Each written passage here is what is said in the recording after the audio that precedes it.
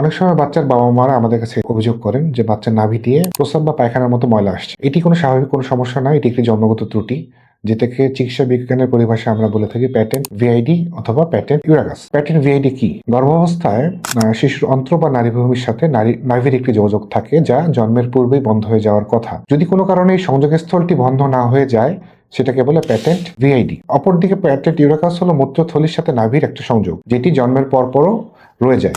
অনেকে মনে করেন এই নাভির ইনফেকশন যা মলম বা ওষুধে ভালো হয়ে যাবে, কিন্তু এটি একেবারে ঠিক নয়। মনে রাখবেন, এটি শরীরের ভিতরের অঙ্গের সাথে নাভির একটি সংযোগ, যেটি মাধ্যমে রোগ জীবাণু শরীরের ভিতরে ঢুকে মারাত্মক ইনফেকশন তৈরি করতে পারে।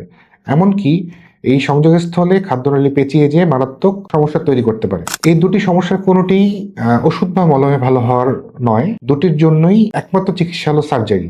সার্জারির কোনো বিকল্প নেই। যদি দেখেন আপনার বাচ্চার নাভি দিয়ে অস্বাভাবিক কিছু বের হচ্ছে, সেটি মল হোক বা মূত্র হোক, আপনারা দ্রুত একজন শিশু সার্জনের পরামর্শ গ্রহণ করুন এবং তার পরামর্শ অনুযায়ী পদক্ষেপ গ্রহণ করুন। মনে রাখবেন, নাভি দিয়ে যে কোনো প্রকার নিঃসরণই স্বাভাবিক নয়। সঠিক রোগ নির্ণয় এবং সময়মতো সার্জারি বাঁচাতে পারে আপনার শিশুর প্রাণ। সচেতন থাকুন, সুস্থ থাকুন, সুস্থ থাকুক আপনার শিশু।